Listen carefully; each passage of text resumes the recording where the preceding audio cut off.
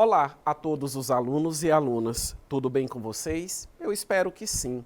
Sou o professor Ney Araújo, professor da Rede Pública de Ensino, e a partir deste momento começa a videoaula do seu componente curricular Sociologia.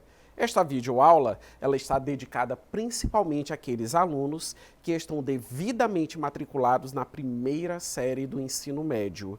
E hoje nós iremos tratar a respeito da Revolução Industrial, mas focando as transformações culturais que esta revolução ela acabou ocasionando. E esta não é a primeira videoaula em que nós tratamos a respeito da Revolução Industrial. Mas vamos aqui relembrar algumas informações a respeito dessa revolução. Então vamos observar essa imagem, nós temos uma charge que chama atenção justamente ao processo de divisão do trabalho. Vocês percebem dois homens, uma linha de montagem de uma fábrica, de uma indústria, e aí um deles, conforme vocês podem fazer a leitura, comenta com o outro: vou me aposentar amanhã e sabe o que vou fazer?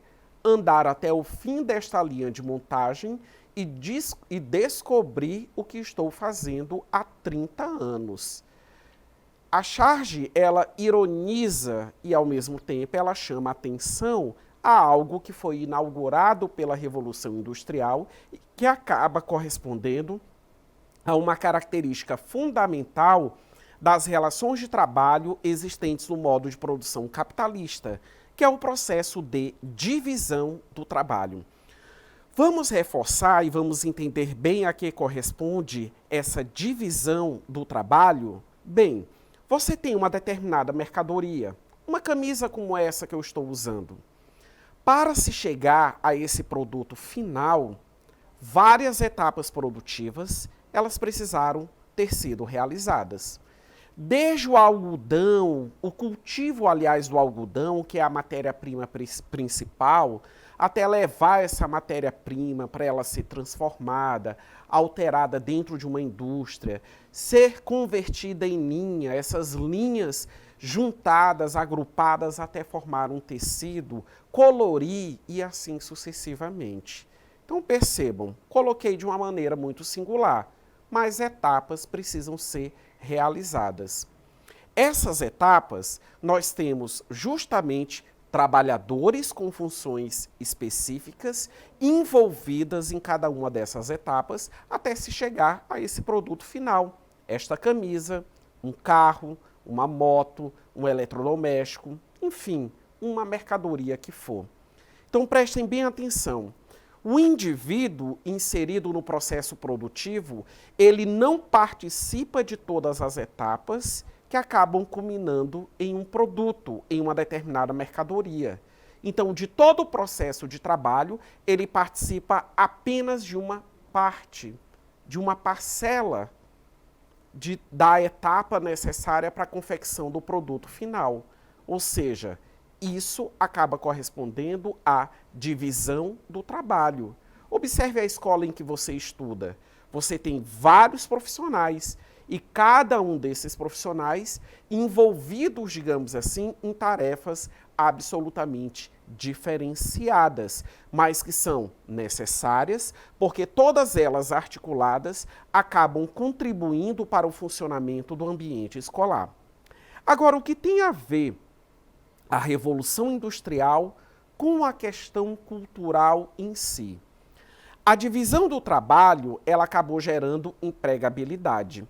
E através dessa sistemática de trabalho, ou seja, dividindo tarefas entre pessoas que se envolvem em um determinado processo produtivo, aliada ao surgimento da máquina, lá na gênese da Revolução Industrial, e algo que não é diferente em nossa atualidade, ocorreu um aumento significativo no que diz respeito à produtividade. Ou seja, nós temos um número maior de mercadorias sendo produzidas. E é claro que com o passar dos anos, mercadorias também foram criadas, mercadorias elas também foram sendo inventadas. Só que não adianta eu produzir muito. Eu estou produzindo muito e eu estou produzindo para quem? essa é a nossa indagação, deve ser a nossa indagação. Quem é que vai consumir essas mercadorias? E aí, caro aluno, você me responde que somos nós, enquanto pessoas, porque nós temos as nossas necessidades. E as nossas necessidades, elas fazem com que nós estejamos procurando e comprando, né? Nos inserindo nas relações comerciais e adquirindo justamente esses produtos, adquirindo justamente essas mercadorias. Pronto.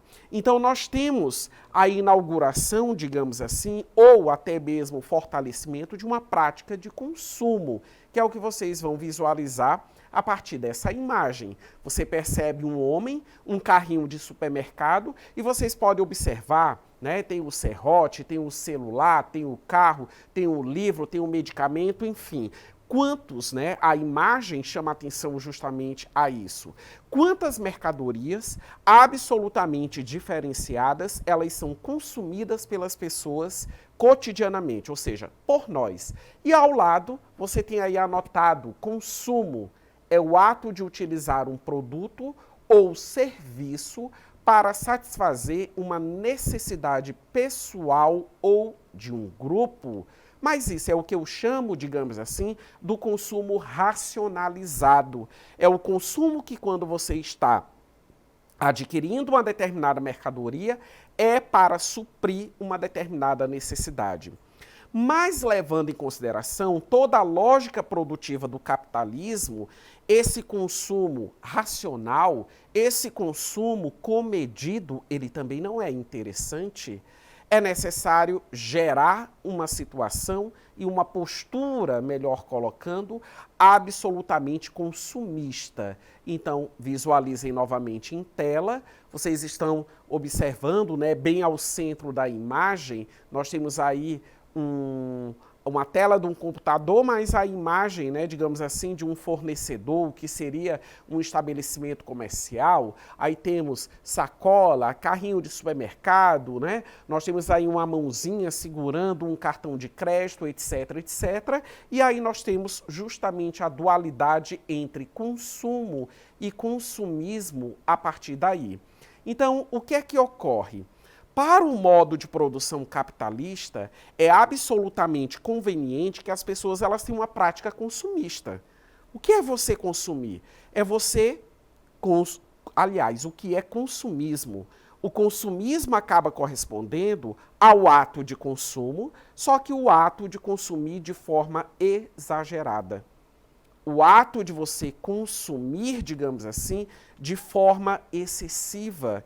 E muitas das vezes, esse consumo, digamos assim, ele acontece sem que haja a necessidade de você adquirir um determinado produto, uma determinada mercadoria.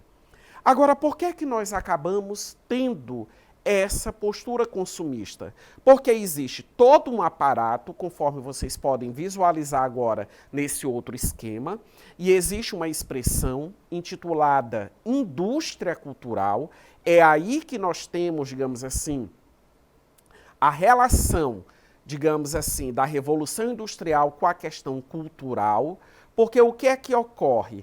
Eu tenho mercadorias sendo produzidas em grande quantidade, mas eu preciso garantir, eu preciso influenciar que eu terei público consumidor para essas mercadorias. As estratégias de marketing serão utilizadas, principalmente essas.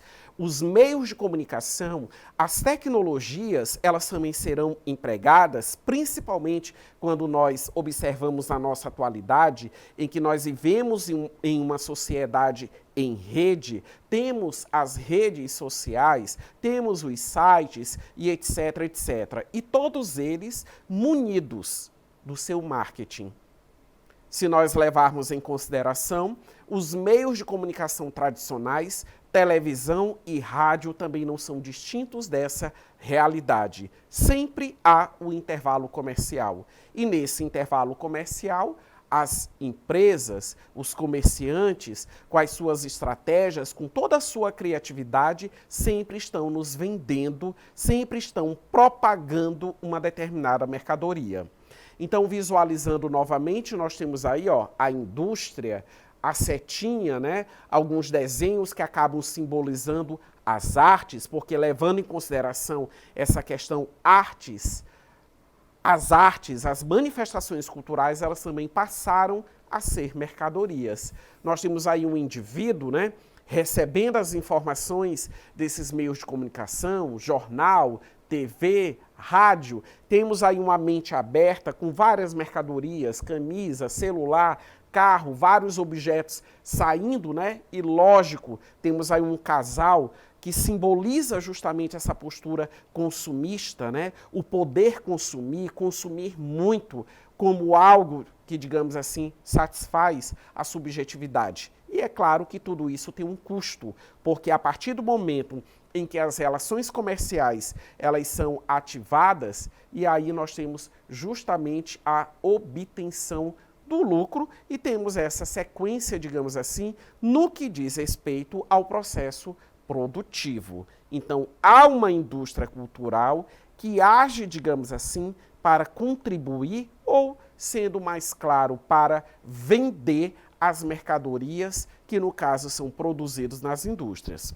Com base nessas explicações, vamos ao exercitando da nossa videoaula. Acompanhem com bastante atenção a leitura do enunciado e as 5 possibilidades de resposta. Para Adorno e Horkheimer, criadores do conceito de indústria cultural, ela assume um caráter alienante, evitando que se desenvolva o pensamento crítico acerca das explorações sofridas no dia a dia. De que forma é produzida essa alienação? Letra A. Criando uma ilusão sobre o cotidiano, amenizando a dura rotina e desenvolvendo a ideia de que está tudo bem. Letra B. Criando grupos de proteção à cultura e desenvolvendo ações que combatem a homogeneidade da produção cultural. Letra C. Fazendo com que o trabalhador produza e consuma apenas a sua própria cultura, alheio às demais. Letra D. Homogeneizando a produção cultural a partir de critérios estipulados pelos governos nacionais. E letra E. Através da luta de classes existentes no modo de produção capitalista. Vamos visualizar qual a alternativa correta? Está expressa na letra A. Criando uma ilusão sobre o cotidiano, amenizando a dura rotina e desenvolvendo a ideia de que está tudo bem. Ou seja, é o processo de alienação que é inerente ao modo de produção capitalista. Quando o indivíduo ele é alienado, ele perde ou ele tem de forma significativamente reduzido a sua capacidade, digamos assim, de entendimento e de interpretação a respeito da realidade social. Espero ter contribuído com o seu aprendizado. Finalizo esta videoaula, mas não deixe de acessar a plataforma eduque.ac. Até a próxima videoaula de Sociologia.